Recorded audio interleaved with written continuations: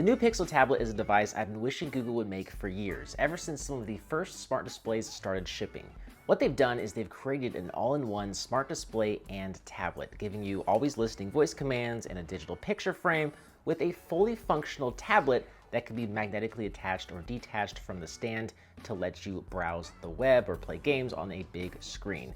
It can also magnetize to your fridge while you cook a recipe or create your shopping list. That's pretty cool too. The power and capability of this device is really made possible by the included dock, which features an integrated speaker with a fabric texture in 3 colorways: porcelain, hazel, and rose. And while it is included with the purchase of a Pixel tablet, it can be bought separately for $129. More on that later. Let's start with the downsides. So the downsides of this dock is that the speakers are pretty awful. Most people don't care about speaker quality, but if you're watching this video, you're probably not most people and will be let down by this shallow, underperforming sound. Some other downsides are that you cannot cast audio to it for whatever reason. This is not treated as a typical Nest speaker. It doesn't have microphones itself when the tablet is in use, and there are no USB ports or ability to charge other devices. Those negatives aside, when the tablet is docked, it works great, acting like a Nest smart display that is able to pick up my voice well and output audio loudly, even if it's not up to my liking for sound quality. The magnets are super strong and able to secure the tablet well. The angle at which it displays the tablet is also well positioned too, so you can be on your couch or in, the other room and still see it fairly well.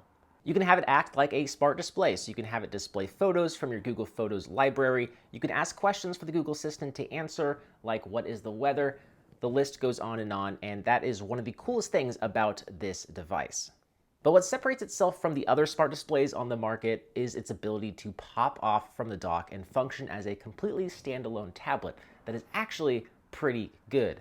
The Pixel tablet features this soft touch coating that hides fingerprints and adds some gripability. There are front and rear 8-megapixel camera sensors and a fingerprint scanner integrated into the power sleep on-off button. We also have 4 speakers and 3 microphones to power and support the Google Assistant features. The LCD display, it features a fairly typical LCD 2560 by 1600 resolution, measuring in at nearly 11 inches. The most unique thing about this display, in my opinion, is its wide 16 by 10 aspect ratio that I would say is great for viewing web pages in portrait mode or running apps side by side in landscape mode or just watching videos.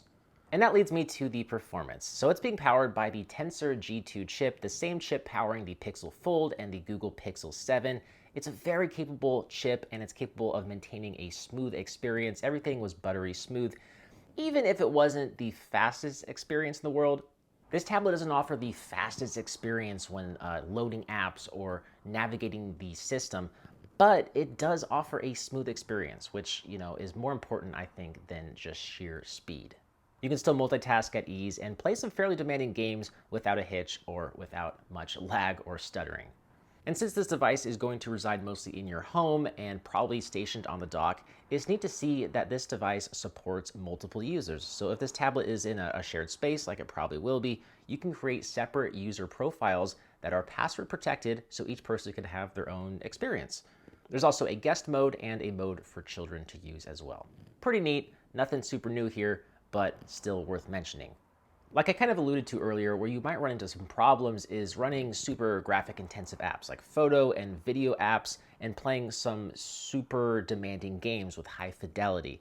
This is where a more premium tablet, say the iPad Pro line or the Galaxy Tab line, will probably offer a better experience. That said, it's worth noting that this Pixel tablet does support USI 2.0 stylus pens. However, don't expect the same kind of control as something like an Apple Pencil or even an S Pen for Galaxy devices and tablets. It's still neat to see that Google supports styluses for extra control, but what's missing is a Google-made stylus or even a Google-made keyboard and a trackpad that would make this tablet all the more appealing and functional. Google could make some of these accessories so that you would always have a mini laptop charged up and ready to go with you out the door, which would be wonderful. There are rumors that Google is working on more official accessories, so hopefully we'll see them with the 2nd generation, if not sooner. Now, when it comes to battery life, the Pixel tablet is nothing special, unfortunately, but I would argue it doesn't need to be.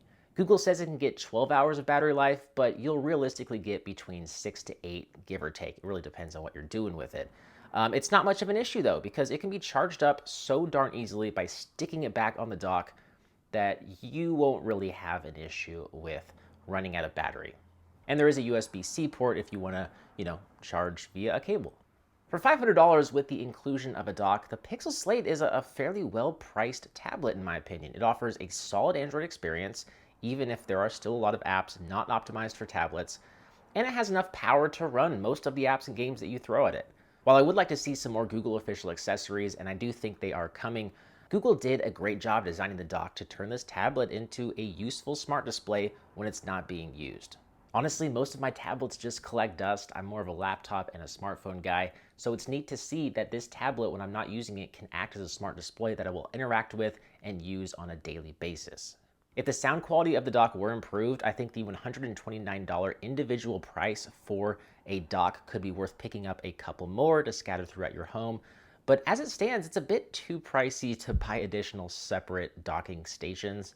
I'm just really glad Google included the dock with the purchase of this tablet. Otherwise, this entire concept would be kind of rendered useless.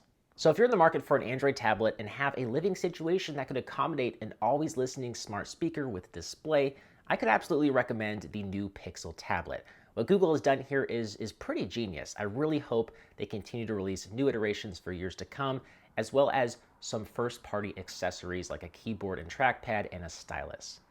With that said, I'm Bo HD from Slash.tv. Hope you enjoyed this review. Thank you for watching, and I'll see you right back here in the next one. See ya.